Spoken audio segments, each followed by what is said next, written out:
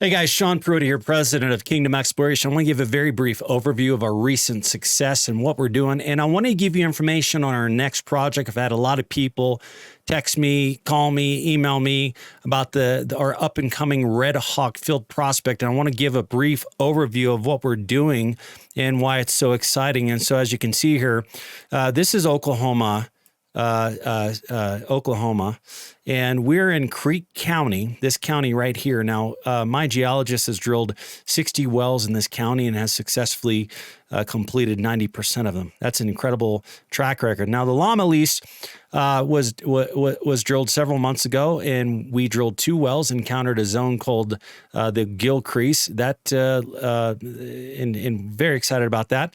And then, so the current program, 3-well package, the Buffalo Ridge, we're actually currently drilling that right now. Okay, and so we've got one more well to drill, and we'll be finished with that. It is successful. We encountered multiple pay zones, and so we're moving up to the northwest here in a very exciting, very promising area. Now, as you can see here, this section here, this is from this. This is one section, okay, and this pink is 280 acres. So from here to here, this is one section. It's 1 mile by 1 mile, okay? So if we measure from the western portion to the eastern portion here, that's 1 mile. So now we got 1.5 sections here, so 1.5 would be 1.5 miles. Okay, so it goes from 1.5 miles from west to east and 1.5 miles from north to south, okay? Now, the reason why we're out here, the prospect is absolutely phenomenal, and it is one of the most successful fields historically for America. Okay, some of these wells produce upwards of 1,000 barrels of oil a day, and Kim Drew has studied 36 square miles in this area. And that's it. If you don't know anything about geology, that would take a lifetime. Okay, and most people don't have that much information and time to study one area. It's normally get in, get out. Well, Kim Drew's been out here for a lifetime. Okay, so the first thing we want to talk about is the Hendricks number 1 well here. That well recorded 12 feet of Meisner. Now, this well was drilled in 1925. Now, Sean, why would a well drilled in the 20s matter? Okay, first off, I could see as far down that hole as you can, okay? If you don't have any core samples, that's no different than going to a doctor, and a doctor doesn't have any CAT scans. He doesn't have any samples or anything to determine whether you have cancer or not. The greatest thing in the world is a CAT scan and a biopsy, okay? The CAT scan is technology that could see inside your body. The biopsy tells you exactly what you're dealing with, okay? And so we not only have log reports, CAT scans, we also have core samples, mud samples, logs, drilling reports, what the geologist actually identified, what he actually tangibly had in his hands versus technology saying, hey, there could be oil down here, okay? So the Hendricks well paints a beautiful picture. They found 12 feet of Meisner. Now, Sean, why does 12 feet of Meisner, why does that matter? So imagine each one of these layers as an oil-bearing formation, okay? This is an oil-bearing formation. So let's say this is called the Meisner, okay? We drill down 4,000 feet. Each one is a layer, and let's say we have 12 feet of Meisner here. Okay, well, what does Meisner mean? Well, it's an oil-bearing formation, and if we encounter it, it could be big. The Palmer-Stanley well here, this well was drilled in 1955. They did a very basic completion, meaning they drilled it back in 1955, and that well produced over 918 barrels of oil per a day with 7 feet of Meisner sand. Okay, they only had 7 feet of Meisner sand, produced over 900 barrels a day, and we have 12 feet of Meisner right here. So that's why we're drilling a well right here, the Red Hawk number 1, Red Hawk number 2, and the Red Hawk number 3 well. We're going to be drilling those wells next. Okay, now let's give a little more information why we chose this location. So the second main objective, if you look in section 27 and 26. So here's 26 and here's 27 over here. A lot of these wells in the Gill Crease produced anywhere from 500 barrels a day to upwards of 1,350 barrels of oil a day. That's incredible. The Westmore number 2 in this area, which is right here. This well was drilled in 1956 and initially produced 96 barrels of oil a day with 18 feet of sand. Okay. And then there is the Hendricks number 1 well, and that well produced 95 barrels of oil a day. Now, is 95 barrels of oil a day a big deal? Well, if a well costs $600,000, which is a lot cheaper to drill right now than it's ever been before. Okay. 16 years ago, we were drilling these same wells for $800,000. We're drilling them for $600,000 today. Okay. What does 95 barrels of oil mean? Okay. 95 times 30 days of production. That's 2,850 barrels of oil a month. Multiply that times current oil prices, which is very low at 40. Okay. Oil prices are going up. $114,000 gross. Now let's multiply that times 80% because you're getting 80% net. The landowners and the operator, how they make their money, they get royalty. And so 20% of that is royalty. It goes to them. Okay. Now, keep in mind, today you're getting 80%.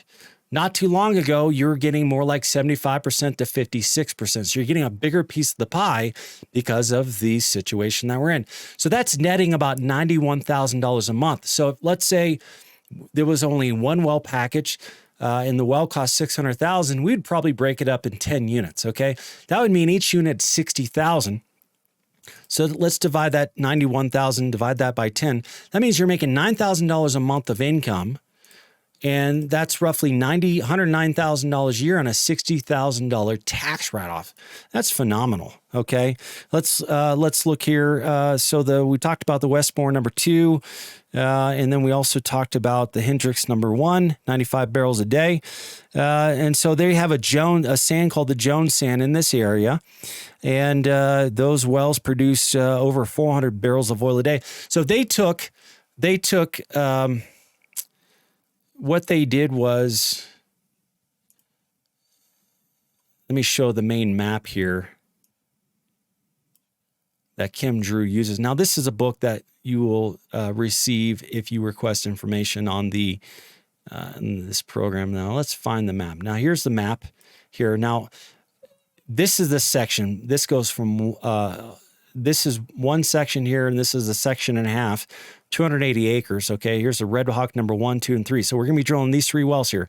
He has log reports of every well that you see here, has identified every zone. Okay, so the information I'm reading you is based on his research. Okay, and so they have several Jones wells. Now, when I say Jones, back to this little picture here. Imagine each layer. Let's say we call this the Gill Crease. Let's say we call this the Jones. Let's say we call this the Meisner. Let's say we call this the Wilcox, and so on and so forth. So you're not just drilling one well into one formation. You're drilling one well into multiple formations, okay? So it's like multiple bank accounts, okay? And each zone has potential to give you 5 to 20 years of production, all right? So it's not one roll of the dice. It's multiple, and you're drilling 3 wells versus just 1 or 2. Also, nearby Red Fork wells, which is another formation, initial production rates from upwards of 100 barrels a day.